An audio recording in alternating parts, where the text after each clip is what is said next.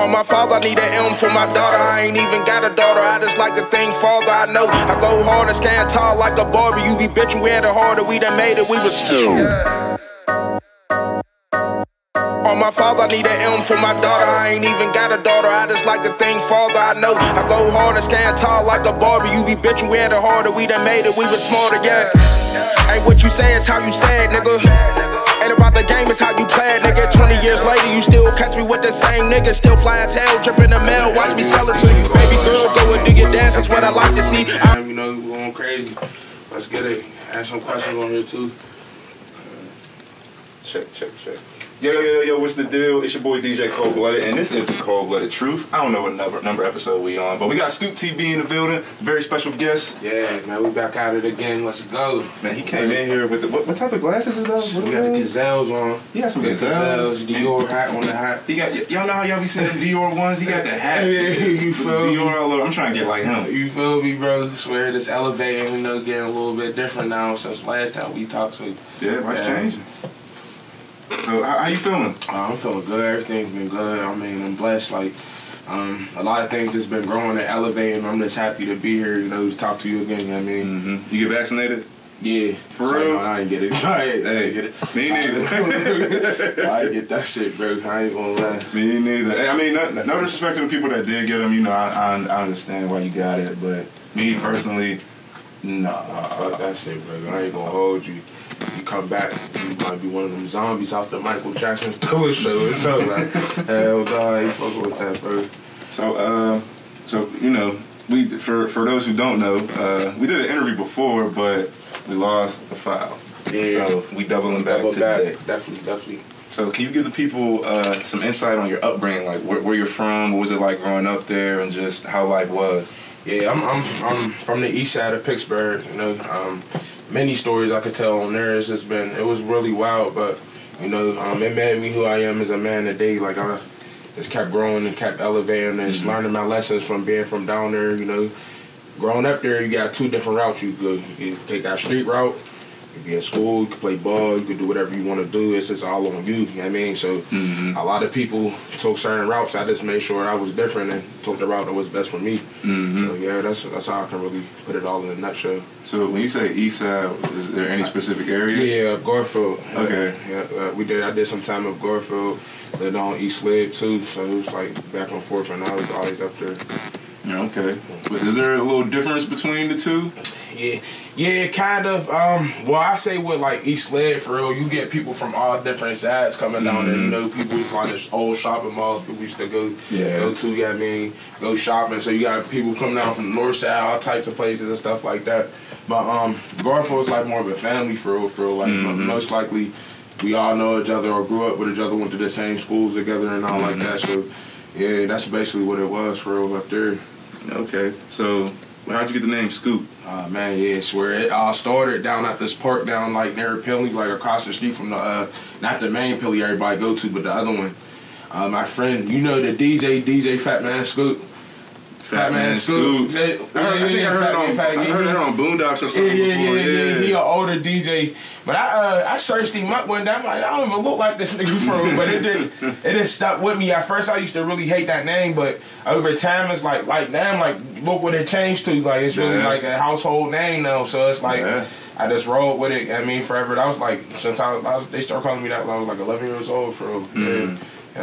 Yeah, I didn't know if it was like if you went to school for journalism and you had like you was like, all right, I'm gonna get the scoop on shit. Just, you know, like a play on words. Yeah. No, it was just a childhood nickname.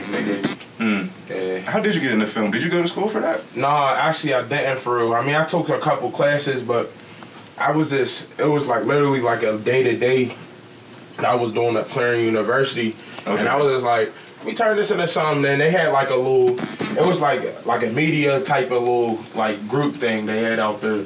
So I was like, fuck it. They had the cameras, you could use them for free. So I started learning. Yeah, like man, you just use them. Swear, facts, bro. At Clarion University, that's what really started everything for me. Swear, like I appreciate Clarion every day. Like if I didn't even go there, I probably wouldn't be doing what I'm doing now. So what made you want to go to school? Like, and what did you go to school for? What kind of made me, like, this is basically what I'm going back, like, saying growing up from the east side, like, I had that choice where I could have been in the streets or I could have been, you know, doing something more productive. And it was like I had that line. Let's know, like, if I was to stay here, I don't know where my life would be at right now. So I don't know. I was just like, I seen how good I was doing at my 12th grade year, and I'm like, let me keep going, you know. And I was actually doing good in school, like, so I was like, let me further this and go to college for real. And it was like at the time, I don't think like my sister or no, I got an older sister. Like I was like the only one that was in college. She ended up eventually going to college, but I mean, so I was like, let me be the first one to really do it. Like, ain't that something? Your little brother being an inspiration. Yeah, right. Sure. Did you graduate? Yeah. Okay, that's what's up. Congratulations. You know what I'm saying? Appreciate it. What's saying? Black man with degrees. Right. That's what's up. So, what was your major? I went for liberal arts and I majored in business. Okay. All right. That's what's up. So you really like self-taught yourself for real? Yeah, I swear. YouTube is college in its own. Like real shit. Like you can learn whatever you need to learn on YouTube. Like for everybody watching that, take notes of that. Like you don't really need to be spending bands going to these different schools and all types of different stuff. It's like if you really want to sit down and teach yourself, do it. You know what I mean? It's like take like an hour out your day to learn something new. Like it ain't that hard. It's like sometimes we make it harder. It's like a mental patience. You got a lot of patience. Like to watch a video and somebody tell you how to do all this stuff, it could be real tempting to just click through and say, fuck it, what's the end look like? Right. Just show me what it looks like at the end, I'll just figure it out there. But you know, like I'll say visual, you got visual learners, you got in-person learners, you got hands-on. Right. But yeah, YouTube helped me with DJing, man. I ain't gonna hold you. YouTube. Did you start out filming when you started filming? Just like me, just doing some random shit, bro. Just doing funny shit right out of school. I used to be doing all types of little. I used to make little funny videos and stuff like that. It was something I really like. It was like more of like a news forecast and shit like that. Like it was more TV based at first because it was like through them. But when I branched off and started doing my own little thing, it got better. Like I started doing other things like that pertain more to me, like to get to know who I was as a person. Like, you know what I mean, I always had like a big personality, so it was like one of them things I always had to. I just wanted people to see it, like, I mean, to see who I am as a person for real. They was just gravitating towards what I was doing. What would you say was one of the favorite things you filmed during your time at Clarion? I would probably say. That's a good question for real. It's been so long. I would probably say definitely my shows. Like I used to be putting together these big shows and stuff like. What kind of shows? Like yeah, music concerts and stuff like that. Like just having like being behind the scenes for stuff like that was real dope. And like a lot of the school things, they had like football games, basketball games, and shit like that. That was pretty dope. Like I mean, I never. It's just the experience. Like you know, this is a good experience to really see you actually going out there and doing something, and it's like turning out and see what the outcome of it is. Like the ending, the project. Like I like it. Like it definitely was different. What was it like throwing your own show? Oh man, you got event planning. You got to deal with people. You got to deal with audio. It's definitely not as easy as people make it seem. Like it can be very frustrating, but like I said, it's always that ending. The process of the ending, like you like, damn, I really did this. People came out. So the last show that I threw up at Clarion was very big, and that was like WAPA was there. You know what I mean? While we brought WAPA out, it was crazy. A lot of different artists and stuff like that. So you would get like local guys that had a buzz from different cities. Yep. So this is when he was on the Raz at the time for real. So he had that Elm Street out and stuff like that. So that went crazy up there. A lot of people came out to that. It was dope, but I really want to get back into that too. Actually, we're on the works of doing that right now, like getting into back to the throwing shows and stuff like that with underground artists and stuff. Okay. So, y'all hear it first, so you know what I mean, you already hear it first. That wamo, tap in with me, underground artists. You know what I mean, we about to put a showcase together. So. Is there a specific name, like for the company or the entity that it will be under? It's just under my little label, SCOOPTV PGH. You know what I mean. Okay. Everything that's we already got that brand and everything. That's more I wanted to talk about too. My label that I got going on right now. So you got a record label too. It wouldn't say a record label, but it's like it's probably gonna morph into that. So like let me think so I interviewed somebody recently, but from what I'm hearing, it sounds like you're gonna be the type of dude to be able to do everything, but you'll have people who can film for you, record for you, make the clothes for you, book people, plan events and all that. Right. But it'll all be under like one little household thing. So it's like basically. Okay, like an imprint or like just a company. Let's say a company, like a real company. Everything's LLC. We just ready to go. Who's looking for people who wanna have the same vision of what I got going on, and we're gonna make something big, you know. Yep. So let's say, so let's go on to the music tip real quick, because we are at the radio station. I do DJ, and you got your DJ filming. Yeah. Who taught you how to film? He teach you how to film? No, that was it, bro. We do a little everything, everybody. Alright.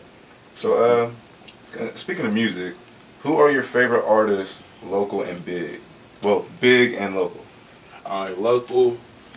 Alright, I'm gonna do get 5. Like, however many you want. You can do 5. Alright, a good 5. Alright. From the bird, definitely, I would say, this ain't no order, Kush. Kush Wilkes. I meant to put him on that list last time somebody asked me that. Definitely Kush. My boy Day Cools. Who else? My boy Tread. Detroit. I'm saying for my last one, I'll probably go. Damn. That shit be hard, bro. Swear. I'm trying to think. Damn. I'm trying to think. There's Boss Chop. I don't know if you heard of him. Boss Chop? Yeah, check him out, bro. I'm trying to get him down here if you could, bro. He's dope, bro. He's definitely going. I interviewed him before. He's going to go somewhere. Dang. Definitely. Yeah. Alright, yeah. I don't know. I gotta get hit. Yeah, I'm gonna put you deep on him. Definitely, he hard, bro. Swear, shout out to bro. Swear, I think he from East. I think Homewood or something like that. But yeah, he's nice. Definitely. Alright, so big time for surely. Alright, so we gonna do the 5 on that. I would say Big Sean number 1, J. Cole, Drake. Who else? I'm trying to think. Core, he's from Philly. You ever heard of him? Corey. Core, like K-U-R. K-U-R. Yeah, check him out. He got some hot. Meek Mill just signed him. Huh. Yeah. Not Vory. Vory. I'm gonna put him in there too. That's my boy. Oh yeah. Yep. That's my. I'm glad you even know who that is, because a lot of people really don't know. He's nice. Man, what when that and it's funny how it came. I was like, oh, this is hard. Vory shady, check the tape. I'm glad you just bought him up. Yeah, I'll sneak him in there too. Vory, Core, J. Cole, Drake, and Big Sean. All-time favorite, Big Sean. Definitely. Okay. I like how you name people that like rap for real. Yeah, like, got some substance to them. I swear. Like it's not just like some BS. Right. I mean, at least in my opinion. Definitely. Nah, they got some heat, bro. I listen to people with substance, like you said, like people that really be saying some shit, like. So what? Speaking of music, how do you feel about the Pittsburgh music scene right now? It's definitely gravitating. We got a lot of people that's putting in the work right now. Like, they're really doing what they supposed to be doing, and I feel like that's really dope. They got their eyes on the city right now. That's something that we really needed. We just gotta learn how to kind of try to support everybody. You know, everybody. You don't have to. You gonna do whatever you want to do at the end of the day. But you know, it's like how we gonna all grow is like we reach back, grab a hand. That could probably help somebody else move to the next level. You never know. Like, it's not that hard to share something. Like it's like you push it. It's a button, bro. Like it's not that hard. You feel me? But you know, it come with time though. But I definitely feel like it's definitely elevating right now. We got a lot of talent here, and I'm just glad that they're actually starting to see that now. We see a lot of people posting on Say Cheese and the college kids and all types of stuff now like that. That was never seen before. So it's like that's what's up. I really like what's going on right now. I feel like it gets hard with these artists because you gotta deal with putting your own art out there. Right. And based on how other people receive it, kind of has a say-so in the trajectory of your career. You know what I mean? Yeah, and I feel like a lot of people, they don't realize the power that they have when you have fans or someone like really tuned in with you. Yeah. So I'll see people drop some big names drop a project every quarter, like every 3 months. And then I'll see people here that drop one song a year or one song like every other year, and it's like that's not helping you. It ain't. You know? like that's not. I understand building a demand, but like I don't think that's like the smartest thing when you're trying to come up. But I also feel like a lot of people, including myself, I'm not gonna say I got all the answers, but like a lot of people here, you know, we just don't know. Like, it's not like Atlanta. You got people blowing up left and right, and reaching back and saying, "Yo, do this, don't do that." Like here, it's hard to find that. No, facts. You know what definitely is. No, that's definitely true. That is definitely true. I mean, I just feel like I said, like the more we just keep the gate open, the better it's gonna get for real. Like when one person get in there, ain't nothing that like if you're around like a big label or anything and play a song, you never know how far that can get you. Like clothing, like I'm into the clothing now too. Like how we could open. I feel like right now that's a very good market to really get ass on. You know? Fashion here in Pittsburgh is definitely elevating. Like it's really it's growing. Like it's real fast. It's real easy to get it out there because if you got some hard shit, there's no denying it. Like, you know what I mean? So it's like you see all types of people now. Like that's really going crazy right now, even with the clothes. And it's like you be seeing a lot of famous people in their stuff too. So that's dope. Like, you know, and that could bring ass to the city. Like what else they got to offer here in Pittsburgh? So that's definitely dope as well. So how'd you end up getting into the fashion? It was one of them things, like, at first it was the shirts, and I was doing it up at the school, like I said, at Clarion. They had the screen printers and shit up there too? No, I had to go through, like, a little website, but I first started off selling shirts, and I just wanted some money in my pocket, and this when I first started SCOOPTV, so it was like, I was working at a little diner. I'm like, yeah, that's cool, but I need some money. Like, we got to broke, I got to eat, you feel me? So I'm like, I'm going to find something else to really get some money in my pockets. But it really started with that. And then, you know, when you start seeing the support, you're like, all right, what else can I do to feed my people? Like, what else can I do to feed my supporters and stuff like that? That's when I got into the hoodies. Then the hoodies got into the tracksuits. And the tracksuits got into different collections and stuff like that. It just gradually, like, kept growing to different things. So that was, like, one of the main things that I was really doing. Yeah, it was just, I just seeing the support here in the city. And I was like, let me keep going, you know. It's dope too, like it's like real shit, it's different. Like I like wearing different stuff. Like I always was into like getting dressed and shit, so I was like, fuck it, let's just have a line now. Do you got a like an online shop, or is everything like made to order? Do they got to like DM you personally? Like how can they get? Yeah, right now the DMs I'm working on a website, but for right now that I will be doing like straight DMs and stuff like that. You know, sometimes I do drop offs, you can pick it up. I got some down at the shop at Anthony's Locker. Shout out to Anthony's Locker. Y'all need some of my merch, go down there. Yeah, basically, yeah, that's how you can contact me. So what's it, you said you got it in a storefront. Yeah. Down, I know where it is, down Lawrenceville. How, for someone who wants to get into fashion, how do you get your clothes in a store? I don't know. Like for me, it's going to definitely be in more stores, but it's just like growing the relationship and the connection with the owners. Like, I mean, I don't like talking to like middlemen. Like I like to really get into the person who were the bosses. That we're somebody that can really make that move. So I'm more of that type of person. So I always try to get, you know, just build a relationship with somebody that's owning wherever it's at, so I can get my stuff in there, and it just makes it the process a lot easier. So yeah, that's basically how you could, like, if anybody was trying to do it, just reach out to whoever owned whatever store and just try, you know.